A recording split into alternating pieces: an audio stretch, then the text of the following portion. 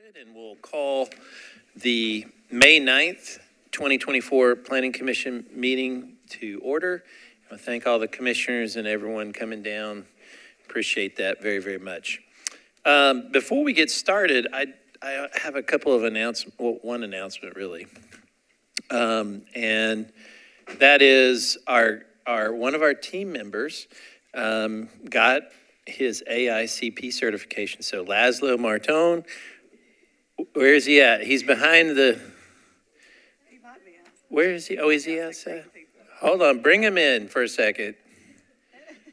Tell him to come in here for 1 second. Maybe not. Maybe he's gotten eaten by the cicadas. I don't know. We didn't warn him. Well, there he is. Congratulations. Let's give him a round of applause. So as planners, not all of us are planners on here. As a matter of fact, hardly any of us are planners up here, but it's a big deal. And so congratulations and very proud of you and congrats. All right, so that takes us to our agenda. We called the meeting to order. Next is the adoption of the agenda that was sent out prior to the meeting. Is there a motion to adopt? There's a motion and a second. Any discussion on the agenda? Seeing none, all in favor say aye. Aye. Opposed, no. Ayes have it, and the agenda is adopted. Next on the agenda is item C, which is the approval of the April 25th, 2024 minutes, which was also handed out earlier, and I know the commissioners got those. So is there a motion to adopt? There's a motion and a second. Any discussion on the minutes? Edits, additions? All right, seeing none, all in favor say aye. Opposed, no. Ayes have it, and the April 25th minutes are adopted. Next is our normal recognition of the council members. I did not see any. Lisa, do you see any? I don't see any council members. We'll recognize them as they come in. All right. So, no council members. Item E is next, which is items for deferral or withdrawal. And we'll start with that. Go ahead. Okay. Starting with item E on our agenda, items for deferral or withdrawal. On page 3 of your agenda, item number 1, 2023 CP 003005, Bordeaux, Whites Creek, Haynes Trinity Community Plan Amendment. Staff recommendation is deferred to the May 23rd meeting.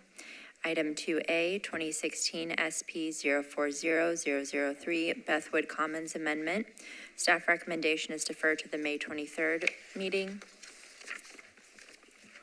On page 4 of your agenda, the associated case, item 2B, 2024 Z042 PR 001.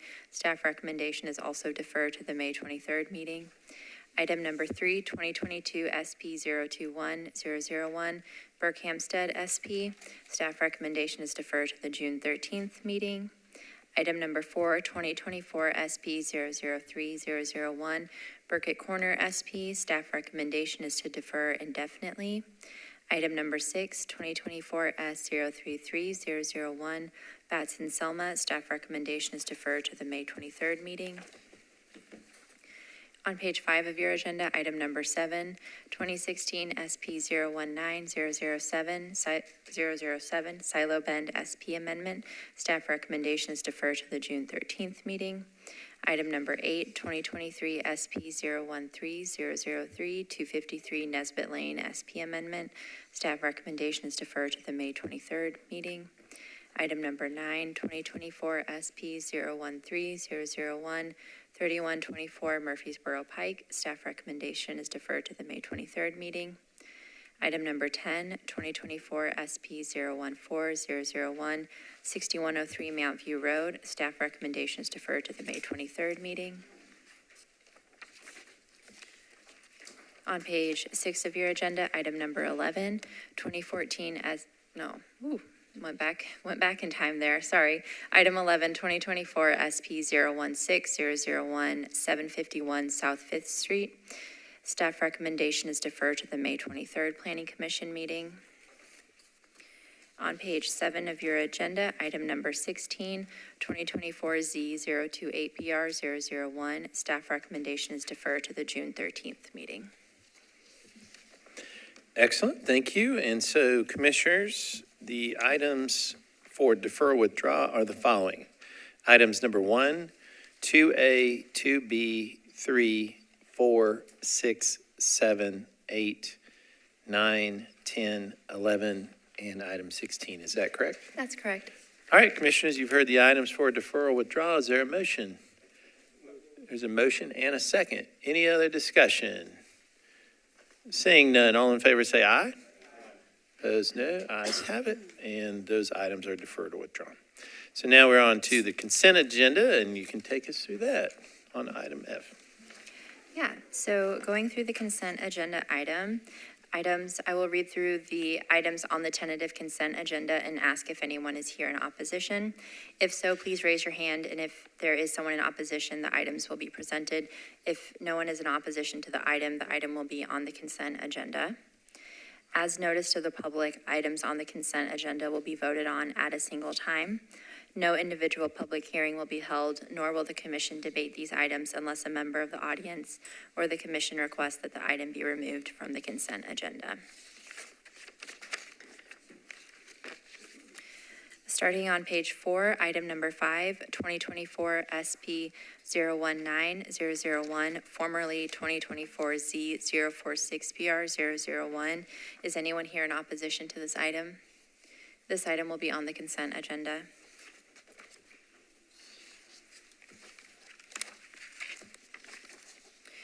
On page 6 of your agenda, item number 12, 9873P007, Hickory Hills. Is anyone here in opposition to this item? This item will be on the consent agenda. Item number 13, 2001 UD 002015, Music Hotel. Is anyone here in opposition to this item? This item will be on the consent agenda. Item number 15, 2024 Z019PR001, a rezoning at 506 Ewing Drive. Is anyone here in opposition to this item? This item will be on the consent agenda. On page 7 of your agenda, item number 17, 2024 Z043PR001. This is a request to rezone along Meadow Road. Is anyone here in opposition to this item? This item will be on the consent agenda. Item number 18, 2024 Z048PR001. This is a request to rezone along Foster Avenue. Is anyone here in opposition to this item? This item will be on the agenda to be heard.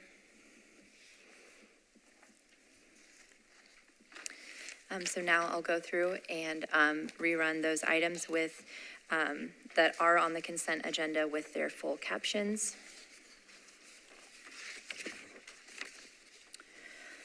As information for our audience, if you are not satisfied with the decision made by the Planning Commission today, you may appeal the decision by petitioning for a writ of cert with the Davidson County Chancery or Circuit Court. Your appeal must be filed within 60 days of the date of entry of the Planning Commission's decision. To ensure that your appeal is filed in a timely manner and that all procedural requirements have been met, please be advised that you should contact independent legal counsel. The items on our consent agenda for tonight. Starting on page 4 of your agenda, item number 5, 2024 SP 019001, formerly 2024 Z046BR001, 15 AC Fern Avenue Regulatory SP.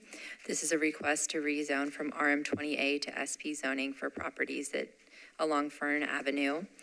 Staff recommendation is to approve with conditions and disapprove without all conditions.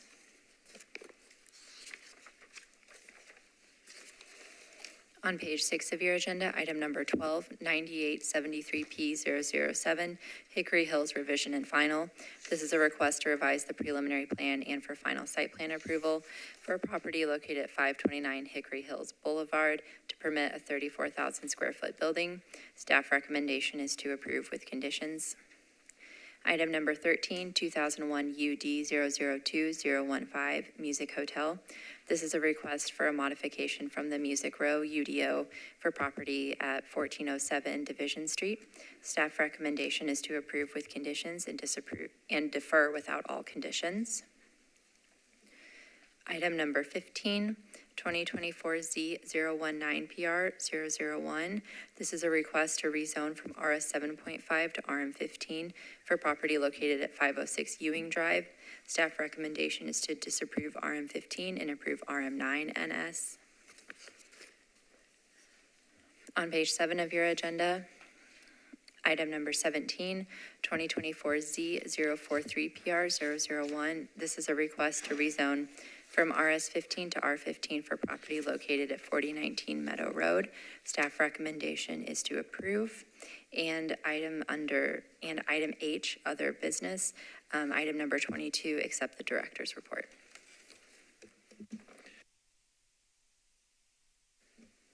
Thank you.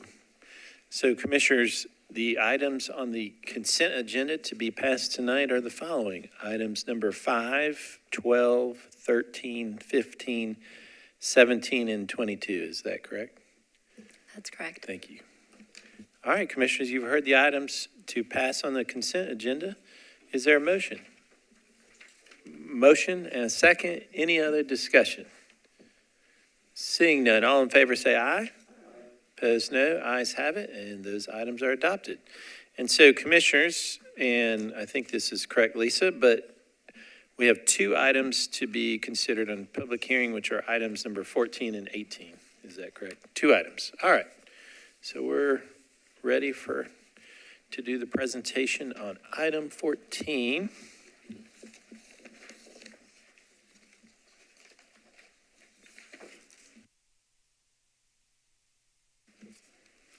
All right. Selena Koenigstein presenting item number 14. The request is to rezone from RS 7.5 to RM 15. Staff's recommendation is to disapprove. The 3.5 acre site is located at 520 Ewing Drive, which is designated as a collector avenue by the Major and Collector Street Plan. There is presently 1 house on the property. Nearby zoning districts include RS 7.5, RM 9, and SP. The SP to the northeast of the site is 3.74 acres and permits 28 multifamily residential units at a density of 7.5 units per acre. Surrounding land uses include multifamily and single-family residential and vacant land. The policy on the site is suburban neighborhood evolving and is intended to create and enhance suburban residential neighborhoods with more housing choices, improved pedestrian, bicycle, and vehicular connectivity, and moderate density development patterns. The proposed zoning district, RM15, does not align with the T3NE policy. The policy emphasizes connections to adjacent planned roadways to improve connectivity. As circled on the screen, the adjacent subdivision provided a road stub from McCarthy Park Lane to the eastern boundary of the subject site. Staff would expect this road to continue through the site with any redevelopment, providing an opportunity for enhanced access and connectivity through the previously developed subdivision. Given the existing surrounding context and proposed 15 units per acre, it's likely to intense at this site. Though the suburban neighborhood evolving policy can provide some opportunities for change, the site is surrounded by properties that have been previously subdivided and developed as lower intensity residential single-family lots. The density proposed under RM15 is dissimilar to the surrounding development. The surrounding densities of nearby subdivisions range from approximately 3 to 6 units per acre, which is much lower than the proposed or requested 15 units per acre. Although the site is located along a collector avenue, which could make it suitable for additional density, the site is located mid-block, surrounded by lower intensity development. Therefore, the RM15 level of intensity at this site may not be appropriate. Staff may consider a proposal for more intensity than the existing RS 7.5 zoning if a revised request for a site plan-based specific plan is submitted that incorporates the road stub from McCarthy Park Lane to the east and has a comparable level of intensity with surrounding developments. A site plan-based SP would provide assurances for road connectivity that cannot be achieved through a straight rezoning and allow for staff to evaluate a more appropriate level of density based on the surrounding context. Staff may consider a proposal for more intensity than the existing RS 7.5 zoning if a revised request for a site plan-based SP is submitted, incorporating that road stub to the east, having a comparable level of intensity with surrounding developments and prohibiting short-term rentals to provide for long-term housing. The proposed RM15 zoning does not achieve these goals and is not consistent with the T3NE policy guidance, and for these reasons, staff recommends disapproval. Thank you. And so, Commissioners, will open the public hearing, and is the applicant in the room? Hi, come on up. Welcome, and please state your name and address, and You have 10 minutes, and you can save 2 of the 10 minutes for rebuttal, unless you use them. And then if we can help him turn the mic on, if one of the, Amelia will help us out.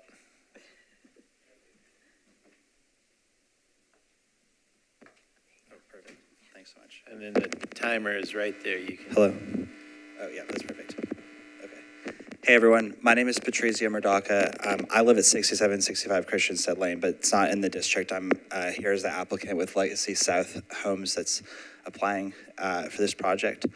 A couple of things. First of all, I was also here with respect to number 15. Just wanted to say, I noticed that kind of passed on the approval. I didn't find a natural time I didn't want to stop you guys, but respectfully, we wanted to potentially have the opportunity to speak about that because we didn't want to accept the RM9 rezone. We were still hoping to be able to have a dialogue about what we were applying for there. But I just wanted to put that out there. But to focus on item 14, which is specifically at 520 Ewing Drive. I want to speak, I totally respect the comments that have been made, and I don't want to make this presentation for me sound like I'm disregarding your intentions and what you have said, but to give the opportunity to speak to it. I want to talk about the process that we've had so far in attempting to rezone both these properties on Ewing Drive, the agenda item 15 as well. We sent out our own postcards on our dollar and our expense in collaboration with Councilmember Toombs, but we sent that out in order to say, hey, neighborhood, community, be involved. We attended a community meeting held by Councilor Toombs, and it was very well attended. And in that meeting, many, many people spoke. I was up there for an hour, and it was beautiful. People gave their opinions, they gave their ideas, and no one there really had a substantial disagreement to what we were doing. There was concern around, okay, what's the life cycle for pedestrians in this area? But that's a problem that existed and exists right now on Ewing Drive, regardless of what we end up doing. Given that feedback from both Councilor Toombs and also from the community to say, okay, well, what can we do about pedestrian improvements on Ewing Drive in context of these 2 proposed developments? We actually have already had our own independent meetings with NDOT, which Councilor Toombs was a part of, our engineers were a part of, and we've been having a great and well-spirited conversation with them about how we can add sidewalks to Ewing Drive, stretches of Ewing Drive that doesn't have sidewalks right now, how we can add pedestrian crossings. And we're willing to do all of these things in good faith and in collaboration with NDOT and with Councilor Toombs. So again, Councilor Toombs isn't here. No one from the community is here either in opposition to it, which to me speaks volumes. But I don't want to speak for anyone, but I will say that community meeting and the emails and the conversations that we've had with Councilor Toombs were positive. And we're largely geared toward how can we leverage this project as a way to improve the pedestrian infrastructure that's in the area. And Legacy South has the resources and the desire to do that. So I wanted to speak to that. The comment was made that the surrounding developments are of a lower density. They're also of a lower quality home. District 2 and the Ewing corridor and all the surrounding corridors is honestly really plagued by vinyl siding and just a lower quality home than what we would produce here. We would have brick and stone elements. We would have hardy board siding.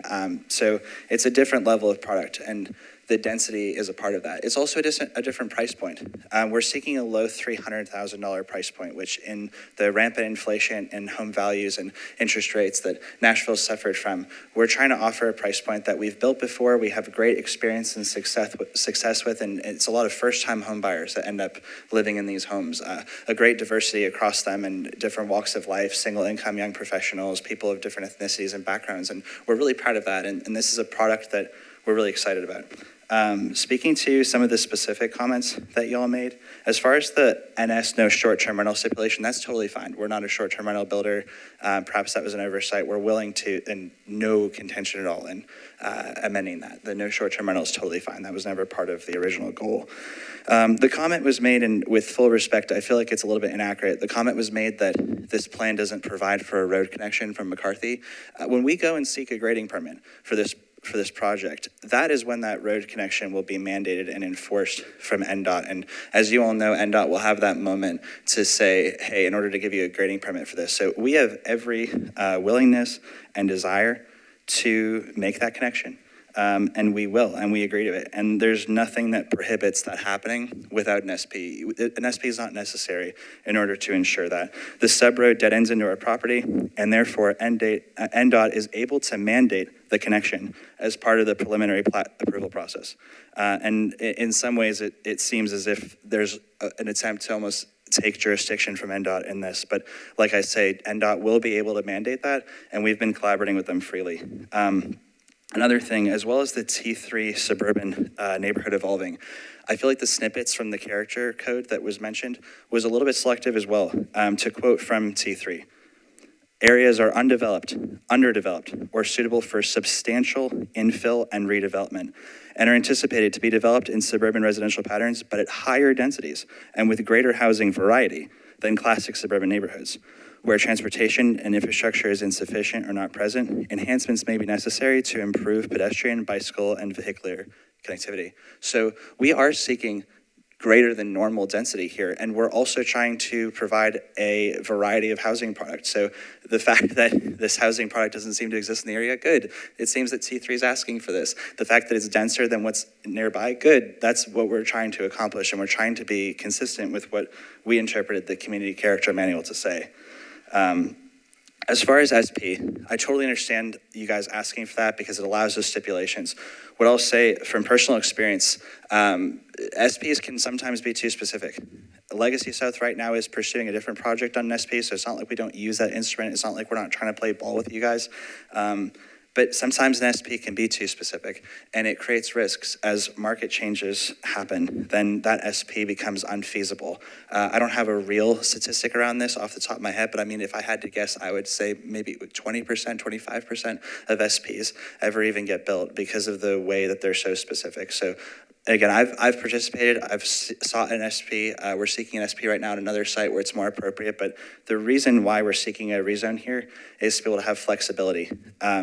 The product we're hoping to achieve here is townhomes. We're not an apartment builder, we're not a rental builder, we are a for-sale home builder, and we're trying to achieve an ultra-compact, ultra-affordable, high-quality townhome, urban townhome product. And honestly, the density figures, again, there's been pushback in the comments about the sheer density that we're asking for with the RM15. The density that we're asking for is necessary in order to fulfill our vision of quality and affordable, attainable housing here. At the point at which you cut the legs from under the density that we're asking for, the project becomes unfeasible, people don't get their homes. At the point at which we go for an SP instead of a blanket rezone, if market conditions change, the SP becomes unfeasible, it's too inflexible, and then this whole process has to be gone through again. It's a waste of all of your time, it's a waste of everyone's time, whereas we could have gone and built those homes at a quality price point and in a flexible manner. So I wanted to just say that it wasn't from disregard to your thoughts that we're coming at this way, but we feel this helps us achieve our goals. And again, we're not some fly-by-night developer. Legacy South has built over 750 homes in the greater Nashville area, and we really would love to be able to serve the community with this project. And respectfully, I will leave my 2 minutes to rebuttal. Thank you so much for your time and your thoughts. Thank you. And we'll reserve 2 minutes for rebuttal. Appreciate you coming down. And so so you're finished, and then we'll call you back up on rebuttal. Thank you. Thank you very much. We're trying to, I know Neville's trying to fix the feedback. I don't know why it's doing that. All right. We're always having technical difficulties, I feel like, but try to work through that. All right. Anyone wishing to speak in support? Seeing none, anyone wishing to speak in opposition? All right, seeing none. So we're on the rebuttal portion, sir, but you've already said everything. Do you have anything else to add? I'm assuming you've said huh? Yeah, well, well, he can, but. No, I'm not on it. Oh, go ahead. Sorry. So we'll get back. I don't see the council member. Do you have anything else you want to add? Just really quickly. I mean, if those 2 minutes are freely mine, I wouldn't mind just having the opportunity to re-summarize everything I was saying in a more well-paced Well, I think manner. we heard it all, but and we'll call you back up if we have questions. Okay, sounds good. And then Circling back to item 15, again, I just didn't want to disrespect the process of what was going on. If there's an opportunity to speak to item 15 and press on. No, we've Sure. already done item 15, and so you can't speak on it, Okay, unfortunately. all right, thank you. Thank you, sorry. All right, so now, the council member is not here, and Lisa, did we get a council letter or anything from the council member communication? We did not. Okay, all right, seeing no one else wishing to speak, I declare the public hearing closed. Commissioner Henley, why don't you lead us off? Yeah, thank you, Chair. Well, hold on 1 second. Oh, no. I'm blinking. Before we do that, Lisa, can you give us an update on this particular case? Did we receive any comments from the developer? Oh, no. Hold on 1 second. We have to get our microphones fixed real quick. Sorry.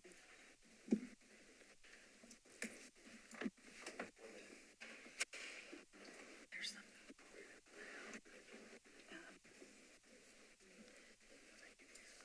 Yeah.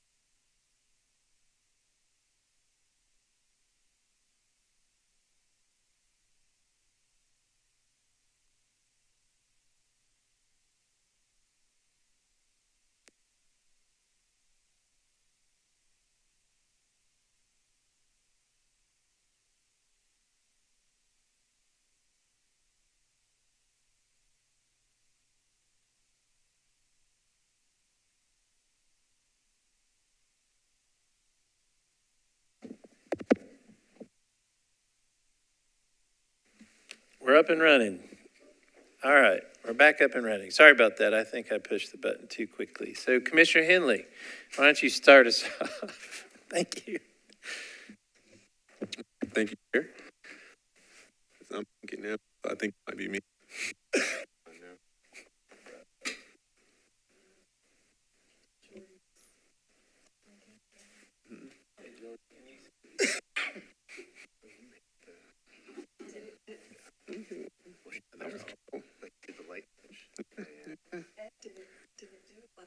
I think it did, yeah. Let's have him wait out here and have you test yours. Yeah. Is there something wrong with that mic?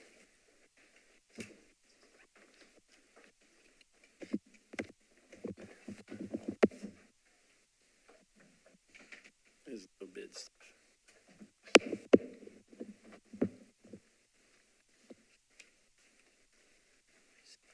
Maybe mine. There's one other trick right here. There's another trick. And the reason why it's important is we have to get everything on public record, so I apologize, everybody. We'll get it. Yeah.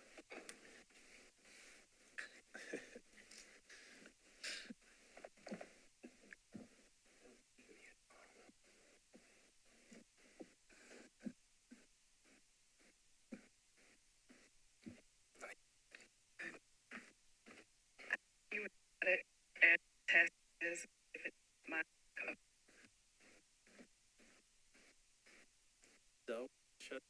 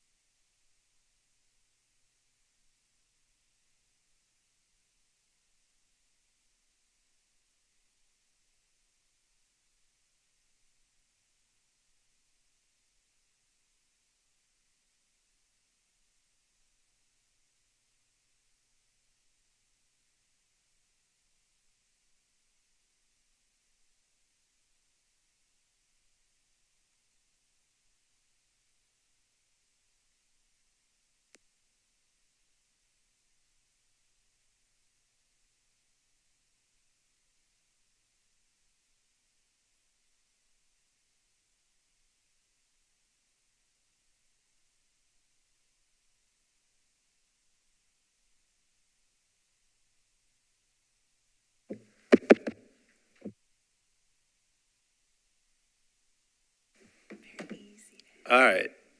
Commissioner Henley, very gently. You're recognized. All right, third time's the charm. Well, thanks for recognizing the chair.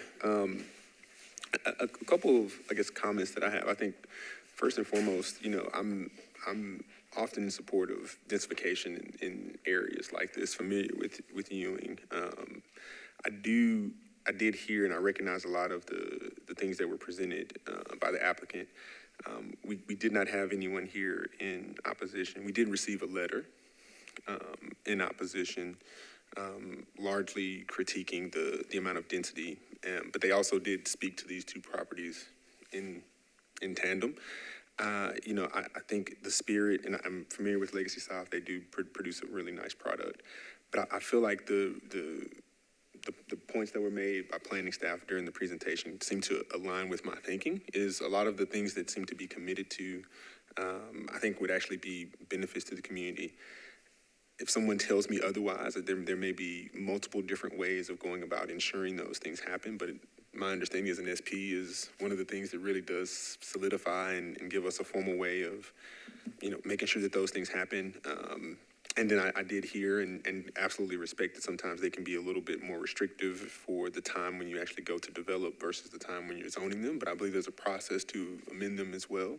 And so, with that being said, I'm absolutely in support of further density, but I am also inclined to accept staff's recommendation at this point. Thank you, Commissioner.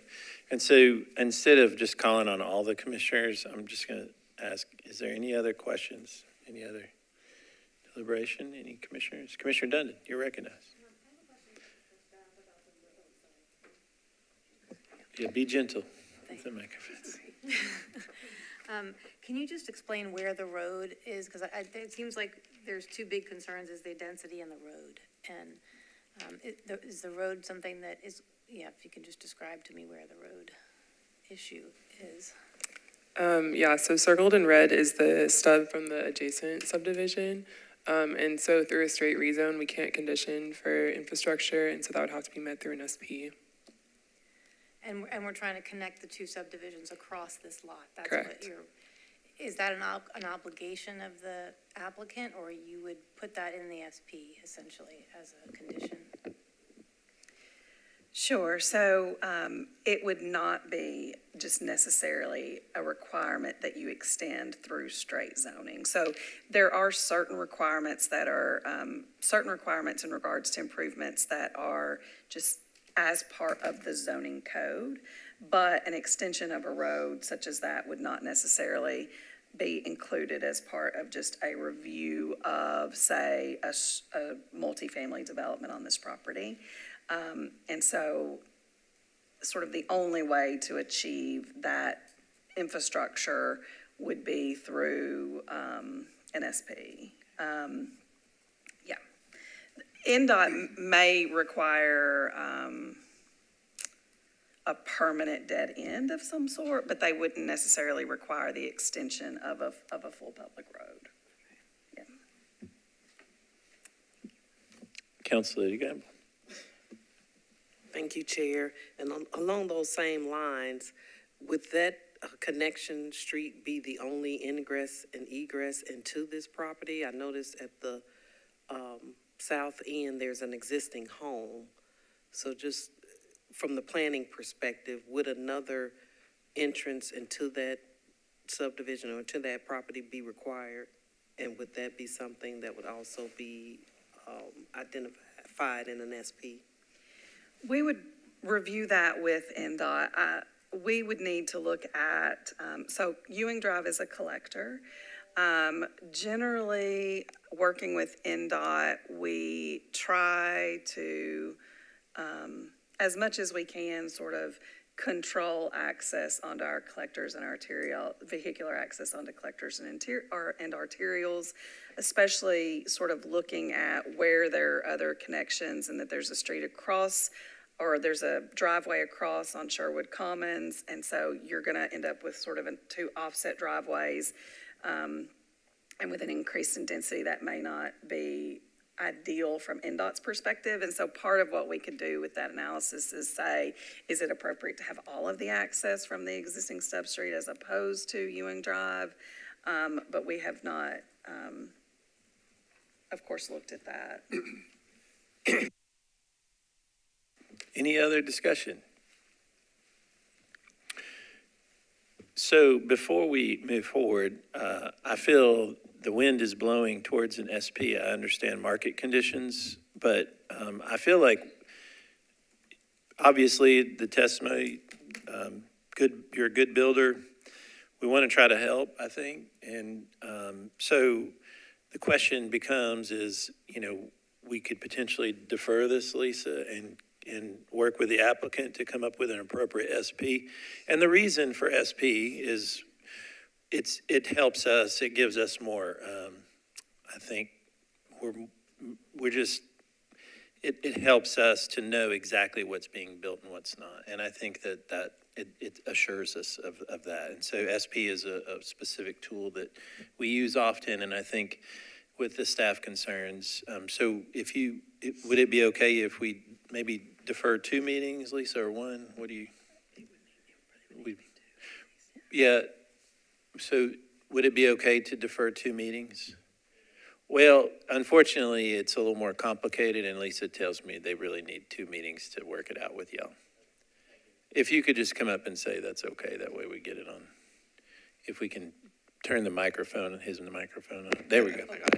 Yeah, that's fine. I appreciate that. Okay, thank you. All right, so is there a motion, Commissioner Henley, you want to? Yes, I'd like to make a motion that we defer the item for 2 meetings To work on a SP, correct? to work on an SP. All right, that's a proper motion. Is there a second? Second. Any other discussion? Seeing none, all in favor say aye. Opposed, no. Ayes have it, and thank you for coming down. It's deferred 2 meetings. All right, so that brings us to item 18.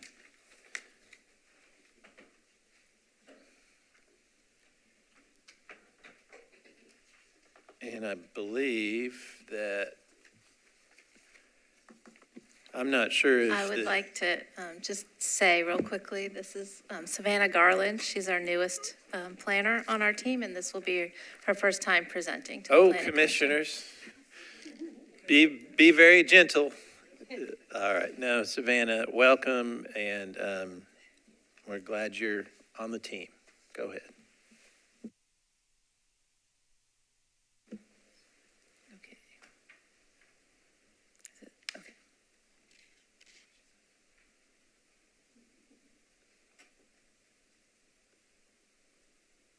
One more. Okay. I'm Savannah Garland, and this is item 18. And this is, the applicant is requesting at 2320 Foster Avenue to rezone from RS5 to R6A. Staff recommendation is to approve. This parcel is 0.17 acres and is located on the east side of Foster Avenue and north of Peachtree Street. This property has been zoned single-family residential since 2004 and contains a single-story home. The surrounding properties are primarily zoned RS5, and there are a couple of properties that were rezoned to R6A in the last few years, just north of this parcel. And this site does have road frontage on an arterial boulevard with an improved alleyway in the rear of the property. The policy is T4, urban neighborhood maintenance, which intends to maintain the general character of the existing urban residential neighborhood. The T4NM policy supports moderate to high density residential development. This site is located along an arterial boulevard where additional intensity may be appropriate and is accessed via an improved alley at the rear, which also assists in providing, being able to accommodate a slight increase in density. R6A district increases density modestly and aligns with the goals of the T4NM policy. The proposed alternative district standard would ensure that future development on this site has an urban form and is consistent with the policy guidance. Again, staff does recommend approval. Thank you. And Commissioners, will open this item for public hearing. And is the applicant in the room? Come on up. Welcome, and state your name and address, and you will be given 10 minutes, and you can use 2 of the 10 minutes for a rebuttal.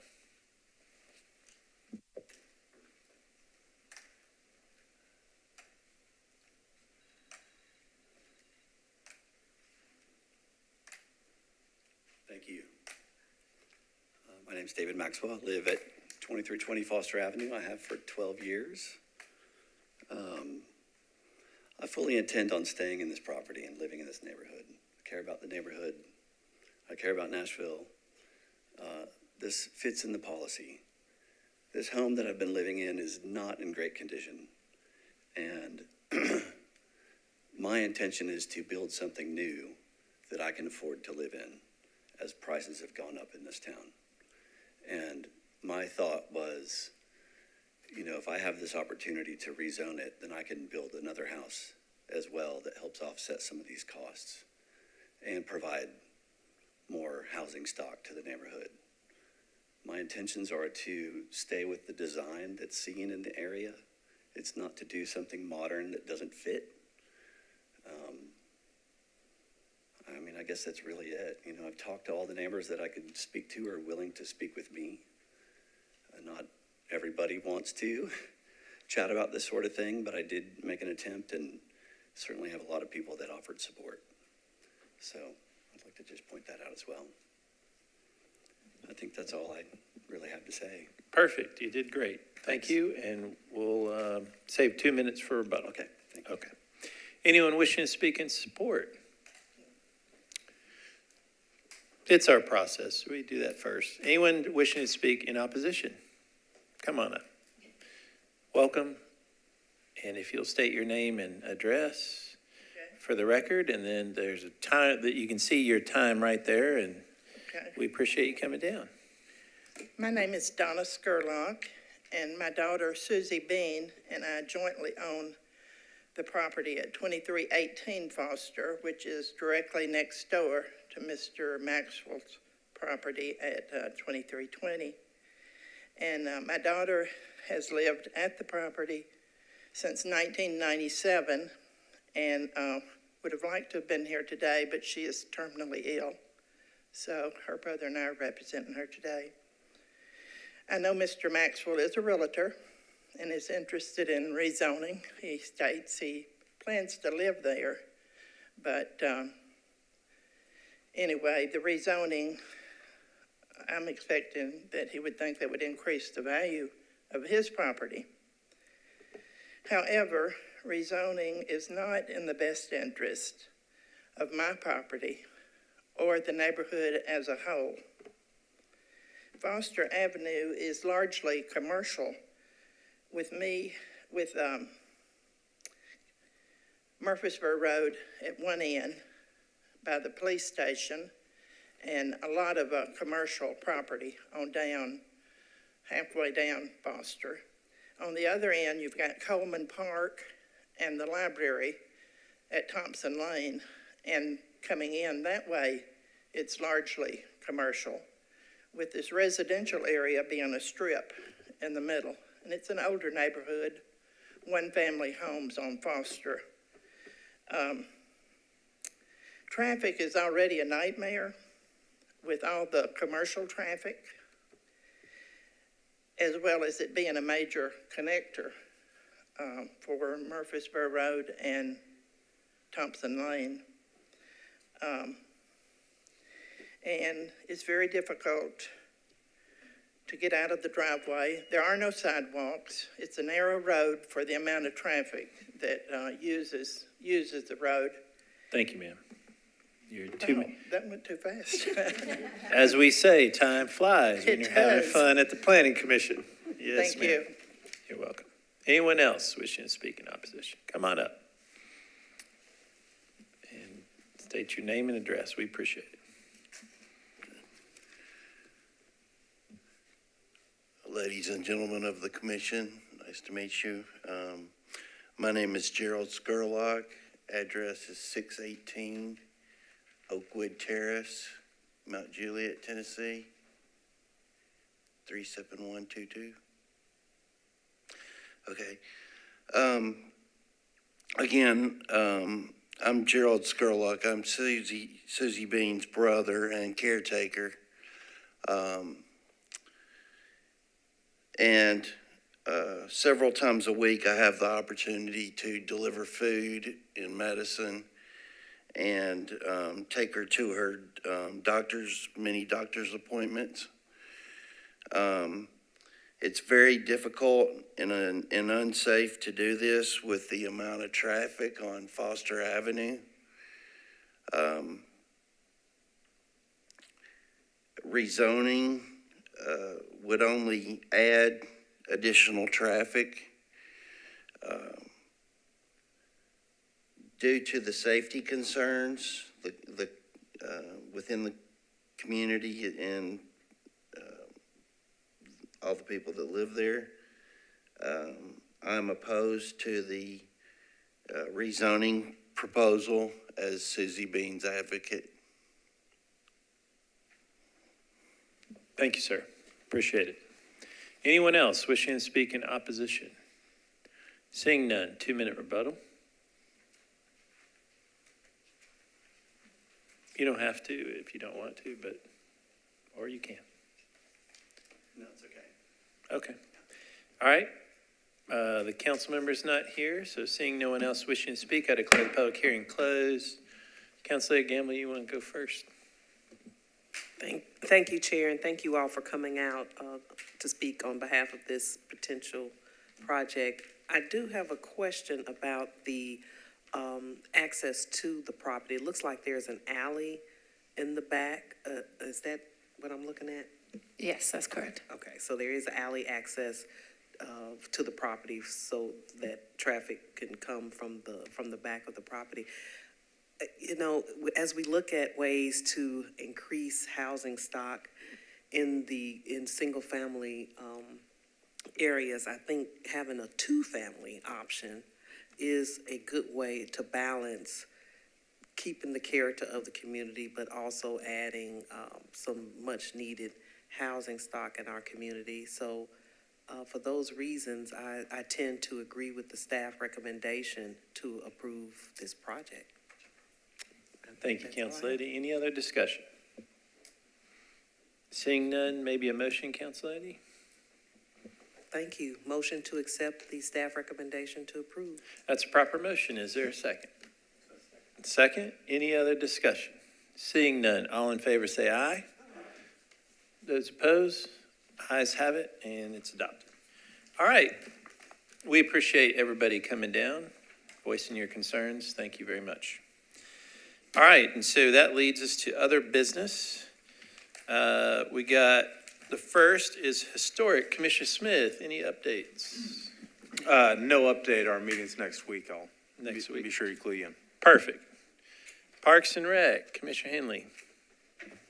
We have our new slate of committees over at the Board of Park and Recs. I will be continuing to serve as the representative for the Greenways Commission, so looking forward to continuing the efforts there as we continue to work our efforts at planning into those, working with our Greenways division over at Parks. Excellent, excellent. Executive committee report. The only thing that I would say is that we sent out an email to Commissioner Summer. Time is always busy, so if you could respond to Kelly's email about if you can attend, I need to do that as well. But if y'all will do that, I know that between summer break and July we have only one meeting, and so just make sure you all watch the calendar, and we appreciate you guys doing that. Thank you, commissioners, for that. Director's report. Lisa, anything? Do you have anything? I do not have anything to speak or to share with you from Lucy. All right. And Council Lady, you're last. I don't have anything to share at this time. I will be trying to schedule a meeting with planning staff to talk about the housing study that we considered and passed at the council level, resolution asking for that, just to talk about the scope of that, and I'll report on that at a later time. Thank you, Council. I always appreciate your support. All right, so seeing no other business, is there a motion to adjourn? We're adjourned.